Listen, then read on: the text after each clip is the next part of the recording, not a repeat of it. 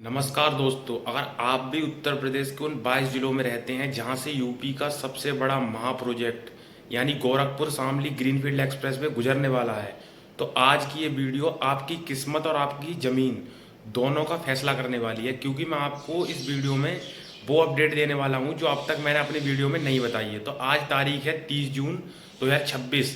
अब तक मैंने इस एक्सप्रेसवे पर आपके लिए 25 से 30 से ज़्यादा वीडियो बना दी हैं, जहां हमने कागजी नियमों, रूट मैप और जिलों की बात की थी। लेकिन जून 2026 के इस आखिरी हफ्ते में एनएचएआई और उत्तर प्रदेश सरकार ने ग्राउंड जीरो पर एक ऐसा हैरान करने वाला फैसला लिया है जिसने रातों रात पूरे रूट की हलचल बदल दी है। तो आज मैं आपको बताऊंगा वो सारी अपडेट और कहाँ से ये एक्सप्रेस वे गुजरने वाला है, और एक्सप्रेस वे में आने वाले ज़्यादातर ज़िले और उनका रूट मैप, और अब तक क्या काम हुआ है और कब तक इस पर काम आपको दिखने वाला है, और रेस्टोरेंट, पेट्रोल पंप कहाँ पर बनेंगे और उनमें क्या क्या होगा। तो मैं सब बताने वाला हूँ इस वीडियो में। तो आप पूरा अंत तक देखें वीडियो, और वीडियो देखने से पहले मेरे चैनल को सब्सक्राइब करें और वीडियो को लाइक करें। तो चलिए शुरू करते हैं बिना किसी देरी के। अगर आपकी भी ज़मीन इस 700 किलोमीटर लंबे रूट में आ रही है तो सावधान हो जाइए। सरकार ने फर्जी मुआवजे के खेल को ख़त्म करने के लिए ज़मीनों पर एक बहुत बड़ा लॉक लगा दिया है। आज की इस वीडियो में हम वही जानेंगे, और आपको मैं बिना किसी बकवास के सीधे ग्राउंड पर 4 बातें जो बिल्कुल नई खबर आई हैं वो बताऊंगा यहाँ पर। और हम जानेंगे कि सरकार ने ज़मीनों को फ्रीज क्यों किया है। तो सरकार ने ज़मीनों को फ्रीज कर दिया है, खेतों में पिलर कहाँ तक गाड़े जा चुके हैं, और सबसे ज़रूरी चीज़ किस एरिया में कितना काम हुआ है। और वीडियो को बिना स्किप किए अंत तक देखिएगा, क्योंकि जानकारी छूटी तो आपका नुकसान हो सकता है। तो इस चक्कर से आप पूरी वीडियो देखें। और इस वीडियो में यही खास बात है कि मैं आपको सभी जिलों का बताऊंगा कि कहाँ कहाँ पर कितना काम पहुंचा। तो ये वीडियो सब जिलों के लोगों के लिए बेहद महत्वपूर्ण होने वाली है। ऐसा नहीं है किसी 2-3 जिलों का बताऊं, मैं सभी जिलों का ज़्यादातर मैं इस वीडियो में बताने वाला हूँ। तो चलिए शुरू करते हैं। चलिए शुरू करते हैं जून 2026 की सबसे बड़ी और चौंकाने वाली खबर से।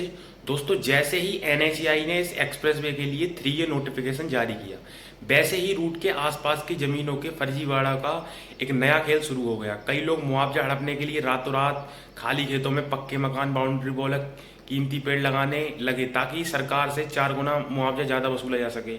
लेकिन इसी को देखते हुए उत्तर प्रदेश सरकार ने जून 2026 में सभी 22 जिलों के जिलाधिकारियों यानी डीएम को एक सख्त आदेश, अल्टीमेटम जारी किया। आदेश यह है कि अगस्त 2026 तक इस एक्सप्रेस वे में रूट में आने वाले सभी गांवों की जो जमीन है उनको फ्रीज कर दिया जाए। तो इसी चक्कर से वहां की जमीन फ्रीज कर दी गई है। तो फ्रीज में क्या क्या होता है, तो इस एक्सप्रेसवे के रूट में आने वाले जो गांव हैं उनकी जमीन की खरीद बिक्री, रजिस्ट्री और किसी भी नए निर्माण पर पूरी तरीके से रोक लगा दी है, यानी जमीनों को फ्रीज कर दिया जैसे मैंने आपको बताया। तो इसका मतलब यह है कि अगर आप इस समय रूट के आसपास कोई जमीन खरीदने की सोच रहे हैं या मुआवजे के लालच में अपने खेतों को नया निर्माण कोई करवा रहे हैं, तो आप रुक जाइए। अगस्त 2026 तक किए गए किसी भी नए कार्य निर्माण का एक भी रुपए का मुआवजा सरकार उन्हें नहीं देने वाली। तो इस चक्कर से आप थोड़ा रुक कर फिर उसके बाद शुरू करें। एक्सप्रेस वे में जैसे बहुत से लोग पूछते रहते हैं कि एक्सप्रेस वे के बारे में, जैसे कि मुझसे कमेंट में, तो आज मैं इस एक्सप्रेस वे के बारे में आपको सब जानकारी देने वाला हूँ। परियोजना का नाम है गोरखपुर शामली एक्सप्रेस वे। यह एक ग्रीनफील्ड एक्सप्रेस वे है और इसकी लंबाई 700 से 750 किलोमीटर की होगी, और ये 35,000 से 40,000 करोड़ की लागत में बनकर तैयार होगा। 6 लेन का ये एक्सप्रेस में शुरुआत की जाएगी इसकी, और भविष्य में ये 8 लेन तक विस्तार किया जा सकेगा। उसके हिसाब से इसकी 120 किलोमीटर प्रति घंटा की रफ्तार तय की गई है, और निर्माण एजेंसी है भारतीय राष्ट्रीय राजमार्ग प्राधिकरण यानी एनएचएआई इसको बनाएगा। तो प्रस्तावित पूर्णता अवधि है इसकी 2029 से 2030 तक। लगभग ये पूरी तरीके से बनकर तैयार होगा, ऐसा इनका कहना है। और कॉरिडोर की चौड़ाई लगभग 150 मीटर की होने वाली है, जिससे कि दोनों तरफ की लेन और सर्विस लेन सब मिला के। और कहाँ कहाँ से होकर गुजरेगा, तो वो 22 जिले हैं, उनकी 37 तहसीलें हैं। मैं आपको एरिया वाइज काम बताऊंगा जो कि जून 2026 में काम किस जिले में कहाँ तक पहुंचा। तो अब आते हैं उस सवाल पर जो आप मुझसे पिछले कई महीनों से कमेंट में पूछ रहे हैं, सर हमारे इलाके में काम कहाँ तक पहुंचा। तो इस हिसाब से तो चलिए आज जून 2026 की बिल्कुल ताज़ा एरिया वाइज रिपोर्ट आपको बताते हैं। तो पश्चिमी उत्तर प्रदेश से शुरू करते हैं, जहाँ से कि एक्सप्रेसवे की शुरुआत हुई है। तो शामली, मुजफ्फरनगर, सहारनपुर, मेरठ और बिजनौर, इनका सबसे पहले हम बताते हैं। तो शुरुआत करते हैं एक्सप्रेसवे के स्टार्टिंग पॉइंट यानी वेस्ट यूपी के शामली से, जहाँ पर अम्बाला शामली एक्सप्रेसवे बना हुआ है। और दिल्ली देहरादून एक्सप्रेस वे जो बना हुआ है उसका एक इंटरचेंज है वहाँ पर, और उसके पास में एक गांव है गोगवान जलालपुर। तो वहाँ पर ये एक्सप्रेस वे शुरुआत होगी। तो वहाँ पर यहाँ अल्टीमेटम को पूरी तरीके से फाइल करके 3A नोटिफिकेशन का काम 100% पूरा कर दिया है यहाँ पर। बिजनौर और मेरठ के बॉर्डर पर ड्रोन सर्वे के बाद अब जमीनों के खसरा नंबरों का मिलान हो चुका है। यहाँ की ज़मीनें महंगी हैं, इसलिए जिला प्रशासन ने मुआवजे के रेट तय करने के लिए एक स्पेशल कमेटी बना दी है। तो ये था पश्चिमी यूपी के लिए एक अपडेट सभी जिलों का जो अब तक हो चुका है। अब बारी है रोहिलखंड क्षेत्र की, बरेली, पीलीभीत, शाहजहाँपुर, मुरादाबाद, संभल, बदायूं, जो कि इसमें आने वाले हैं। तो इस समय जून 2026 में सबसे ज़्यादा ज़मीनी काम इसी बेल्ट में चल रहा है। पीलीभीत की बीसलपुर तहसील के 39 गांव और सदर तहसील के 2 गांव में राजस्व, रेवेन्यू विभाग और NHAI की टीमों ने ज्वाइंट मेजरमेंट सर्वे यानी JMS यानी खेतों की लाइव नपाई का काम शुरू कर दिया है। बरेली और शाहजहाँपुर के पोमाया क्षेत्र में खेतों के बीच लाल और पीले रंग के पिलर गाड़ने यानी लैंड डेमोक्रेशन का काम 70% से ज़्यादा पूरा हो चुका है यहाँ पर। चूँकि शामली से शाहजहाँपुर तक ये 348 किलोमीटर का हिस्सा फेज 1 में है, इसलिए यहाँ का काम सबसे फास्ट हो रहा है। अब आते हैं तराई और मध्य यूपी यानी लखीमपुर खीरी, हरदोई, सीतापुर, लखनऊ और बहराइच। इस बेल्ट में एक्सप्रेसवे कई नदियों, नहरों और जंगलों के पास से गुजरेगा।